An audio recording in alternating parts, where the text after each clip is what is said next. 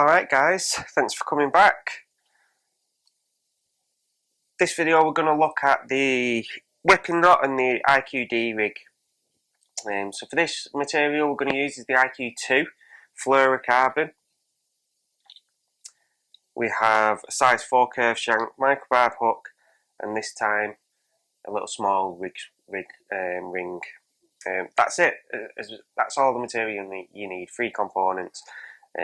You can add things if you want to add a colourful kicker or a camo kicker. That's up to you. I like to keep this stripped back as much as possible. I might add an anti-tangle sleeve depending on the length of the rig, just to prevent tangles. But other than that, again, you know, it's a rig that's designed to be almost invisible in water. Using a little wafter or a little bottom bait. As long as you tie it right, it sits really well. There's a lot of movement on the bait. It acts really natural.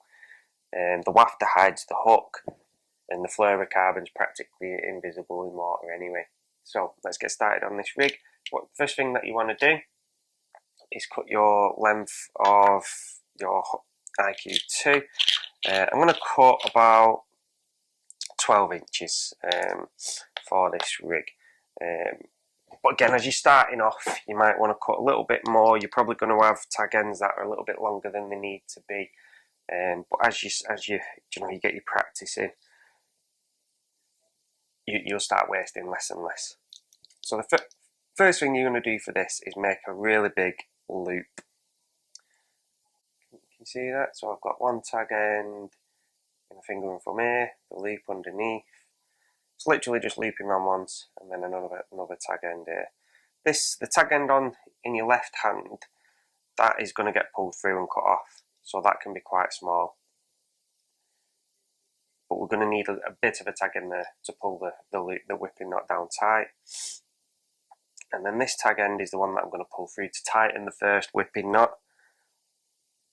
But again, I don't want it to be too big because it can get in the way of when I'm whipping around the hook.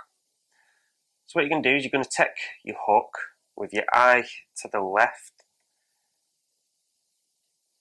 and pinch it. And then to do the whipping knot, we're going to take the loop.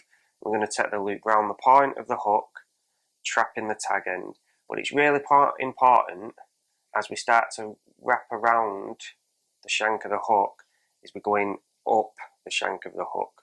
We're not going down towards the point of the hook, because then the hook is just going to untangle. So we're going up about 5 or 6 times. Yeah, you can see that. So I've literally just gone round, trapped the tag end. And what I'm going to do then with the tag end is start to pull that through. And as you can see, as I'm pinching the knot that I've just made, the loop is starting to get smaller and smaller because I'm pulling it through the whipping that I've just made. Once we get to this point, you need to hold both tag ends down, because that whipping knot then is going to set against the hook.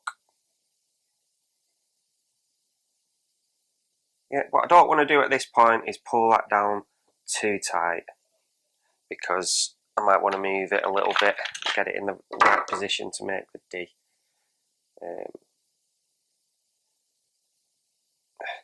Beautiful. Alright, so if you can see that, pull both tag ends. The tag end on the left obviously is what I'm going to cut off towards the eye, and the tag end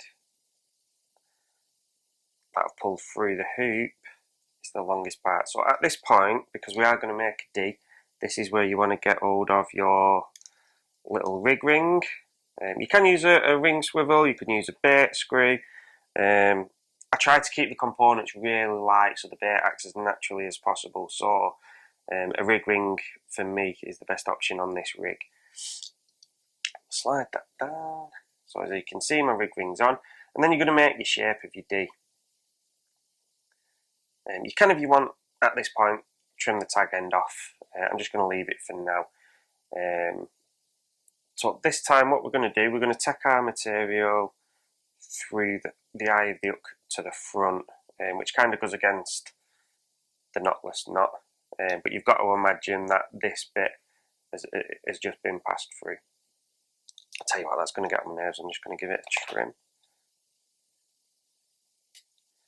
There we go. So at this point, what you want to do is be trying to find the shape of your D. Yeah, and that's the freedom of movement that you're going to get. And if you do it just a couple of mil longer than what you're kind of anticipating it to end, because as you pull down tight your knotless knot, it will pin a bit tighter to the hook.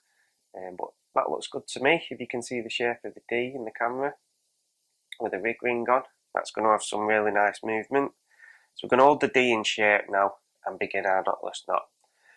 So we're going to wrap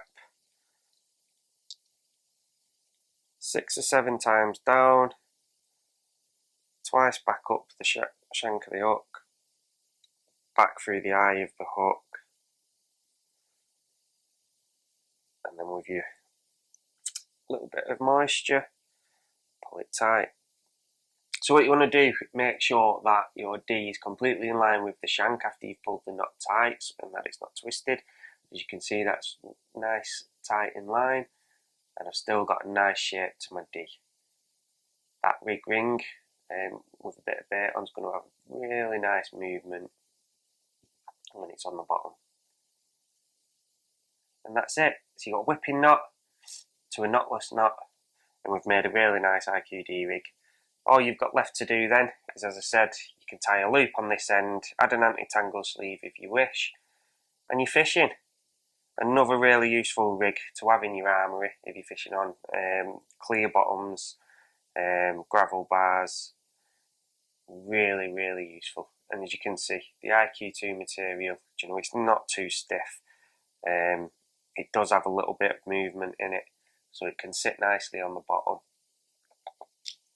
And it's a pest, really. You know, it's going to trip a lot of fish up, as I'm sure you've seen on some quite famous underwater filming videos. This rig can be devastating.